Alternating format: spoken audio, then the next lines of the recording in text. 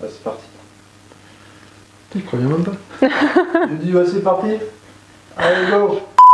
Salut à tous, on se retrouve sur la chaîne ID Talks avec Sophie, que je vous invite à découvrir, qui est la nouvelle collaboratrice d'ID Tourisme depuis bien 6 mois. Désolé, j'ai mis un peu de temps à vous la présenter. Je l'ai mis sur pas mal de boulot au départ. Sophie, en 2 secondes, qui es-tu ? Donc salut, je m'appelle Sophie, j'arrive de Paris où je bossais plus sur des questions de faisabilité de projets touristiques. Et voilà, après quelques petites expériences à l'international, je rejoins Guillaume à Grenoble pour bosser sur tous les sujets de prospective, innovation, durabilité dans le monde du tourisme. Super, et aujourd'hui, ensemble, on va vous présenter ce numéro 33 d'ID Talks sur les questions d'expérience signature.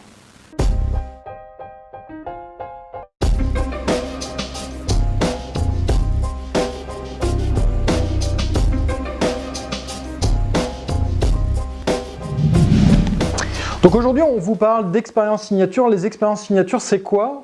C'est un peu en vogue et nous, on pense que 2019, ça va être vraiment une année très très forte pour ça. C'est la question pour une destination touristique qui a une marque de destination assez forte, de justement développer des offres expérientielles pour pouvoir pousser les visiteurs à essayer de sentir une petite différence en fait dans l'expérience qu'ils vont vivre sur le territoire. Voilà, par exemple, ça va permettre pour un visiteur de faire la différence entre un marché de Noël où il va être à Strasbourg par exemple et un marché de Noël comme j'ai pu faire hier soir à Grenoble. Ou alors une randonnée en famille qu'on va aller faire dans les Alpes ou une randonnée en famille qu'on va aller faire dans les Pyrénées. Et je suis complètement, en tant qu'Alsacien, je peux que valider la différence, mais c'est vrai que c'est lié en fait à pas mal de clichés en fait derrière ces destinations où on s'imagine pas mal de choses. Et là, la question, c'est qu'il faut qu'on se base sur une destination qui a une marque forte et déjà qui a construit en fait une notoriété autour de cette marque-là. Et derrière cette marque, il y a aussi la notion de marqueur avec des valeurs fortes, une identité qu'on souhaite pousser, et après de voir comment on va pouvoir pousser vers assumer ces clichés-là en termes d'offres expérientielles. Et donc on vous parle de clichés, on parle par exemple de, au Canada, ça va être le cliché de l'ours, du sirop d'érable. Autour de la côte basque, ça va être plus au niveau du surf et de la gastronomie. Ça va dépendre un peu des différents endroits qui auront chacun un peu leurs clichés qui seront nourris par la perception des visiteurs sur la destination. Donc déjà on dit qu'il y a un intérêt à jouer un peu sur les clichés, bien sûr il ne faut pas en faire non plus trop, mais c'est clair que c'est des choses sur lesquelles ça marche, on peut attirer en fait du public là-dessus, et après il y a moyen, il faut savoir en jouer positivement et de manière un peu moderne. Et c'est vrai que nous, ce qu'on ressent à travers nos missions actuellement, c'est qu'il y a de plus en plus de territoires qui ont construit une marque de territoire, marque d'attractivité ou marque de destination, et qui se poussent à essayer de construire derrière, avec les offices de tourisme, des offres expérientielles. Là, on travaille actuellement sur le bassin d'Arcachon, qui a montré sa marque BA, mais aussi sur les Ardennes. Et donc, ces destinations se disent, nous, il faut qu'on ait des offres qui sont très typiques, en fait, de nos marqueurs, quoi. Et alors, c'est marrant parce que je parlais du Canada tout à l'heure. Et en fait, là, on parle d'expérience signature. Et ça, le Canada, ça fait un bout de temps qu'il l'a compris. Parce que déjà, en 2011, il y a une vidéo qui sortait sur, justement, toutes ces expériences signatures qui étaient créées pour la destination Canada et pour attirer les touristes sur des marqueurs forts un peu clichés, type, j'en parlais tout à l'heure, les balades où on peut aller voir des ours, le kayak dans les grands fleuves, etc. Et aujourd'hui, c'est quelque chose qui évolue petit à petit pour s'adapter aux nouvelles tendances. Et donc, ils ont carrément sorti une collection d'expériences signatures qui s'appelle ECD et qui a vraiment un but de promotion du territoire et de développement de l'attractivité du territoire. Donc là, on voit que un peu comme d'hab, quand même, les Canadiens, ils sont vraiment en avance. On n'a rien réinventé. Là, on commence, nous, à venir sur ces questions d'expérience signature, alors qu'au Canada, ça fait quand même pas mal de temps. Et ce qui est intéressant, en fait, derrière ces expériences signatures, c'est que ça va permettre, en fait, à une destination, de promouvoir autre chose et de balancer un peu des nouveaux imaginaires, en fait, sur un territoire et montrer qu'on peut venir hors saison aussi, et essayer de désaisonnaliser. Et là, par exemple, sur le bassin d'Arcachon, les 3 marqueurs forts en fait de la marque, c'est le fait de travailler sur une conscience environnementale, BA, c'est aussi bonne action, mais aussi derrière, en fait, sur un travail autour de l'écomobilité, comment on vient sur le bassin sans sa bagnole et qu'on peut après se balader en vélo, en kayak, en paddle, tout ce que vous voulez.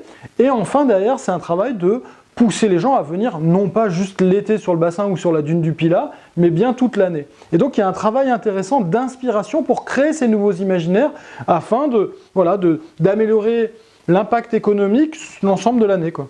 Et même au-delà de ça, en fait, créer toutes ces expériences signatures, c'est l'occasion de vraiment travailler ensemble avec l'ensemble des acteurs de la destination et surtout travailler sur un socle de valeurs communs, une marque commune pour ça de nourrir en fait l'attractivité du territoire en formant un groupe plus fort que si on bossait tout seul. Ça, on n'arrête pas de le dire pendant nos différentes interventions.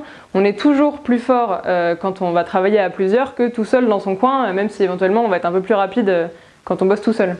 Et d'ailleurs, toi, il y a une destination que tu as vue en France où tu te dis, là, il y a vraiment un truc à jouer en termes d'expérience signature? Et récemment, on a bossé pour la création d'une marque écotouristique en PACA, en région PACA. Et ils ont lancé récemment leur marque de destination Provence, Alpes et Côte d'Azur. Et la Provence, c'est assez intéressant parce que justement, ils jouent sur ces clichés de la lavande, l'huile d'olive, etc. Mais en allant un peu plus loin, c'est Provence Enjoy the Unexpected. Et donc on imagine très bien toutes ces petites expériences signatures qu'ils pourraient créer autour de ces clichés poussés un peu plus loin que là où le touriste va chercher naturellement, quoi. Ok. Moi, ça me fait penser aussi aux parcs naturels régionaux avec qui on bosse actuellement sur une faisabilité autour d'une destination parc à l'échelle nationale, où je pense qu'il y aurait aussi en fait des expériences vraiment marquées fortement sur l'ambition et le positionnement sur lequel en fait ils veulent se positionner, mais Carrément, il y a vraiment un truc à faire. Donc je ne sais pas si vous avez d'autres exemples en fait par rapport à ces expériences signatures en France ou ailleurs en Europe et dans le monde. Ça nous intéresse et comme ça on essaye justement d'échanger autour de ça. Et n'hésitez pas à commenter, partager. Et sinon, joyeux Noël et fêtez de bonnes fêtes de fin d'année. Joyeux Noël.